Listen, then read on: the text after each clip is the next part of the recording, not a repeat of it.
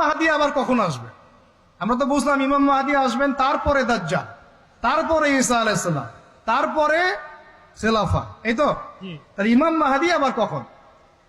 আমাদের বুয়েটের মাহদী বের হয়, পাঞ্জাব থেকে মাহদী বের হয়, হ্যাঁ, বাংলাদেশের ওই কোনায় মাহদী বের হয়, সৌদি আরব থেকে ওই কোনা থেকে মাহদী বের হয়, হয় না? খুব ভালো করে মনে রাখবেন, যতক্ষণ এই বিশ্বে একটা মালহামা না হচ্ছে মাহদী আসছেন না। কথা ক্লিয়ার?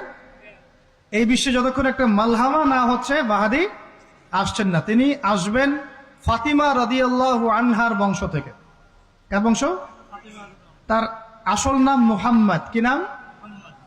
তার নাক উঁচু, নাক একদম উঁচু, খাড়া, কপাল চওড়া, চেহারার গড়নটা আমাদের নবী সাল্লাল্লাহু আলাইহি ওয়াসাল্লাম। তার বাবার নাম হবে আব্দুল্লাহ, তার মায়ের নাম হবে আমিনা। তিনি দায়িত্ব নিতে চাইবেন না, তিনি দায়িত্ব নিতে চাইবেন না।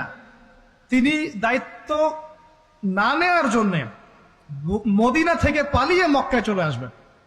ভয়ে আমাকে দায়িত্ব দিও না, এই ভয়। ও তিনি আরবি ভাষায় কথা বলবেন, বাংলা ভাষায় না। এখনকার মাহাদিরা পাঞ্জাবি ভাষায়, বাংলা ভাষায় কথা বলে, ঠিক আছে?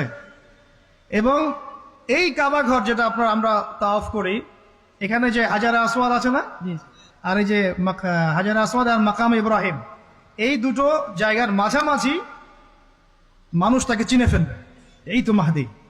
তার হাতে মানুষ বয়াত নিবে 313 জন। কতজন?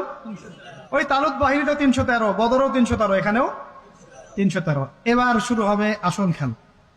এবার প্রথমে ওই আরবেরই একটা গোত্র বনু কালব। কোন গোত্র? এই বনু কালব এই ইমাম মাহদীর বিরুদ্ধে যুদ্ধ করবে, আর মাহদী এই যুদ্ধে জয়লাভ করবেন ইনশাআল্লাহ।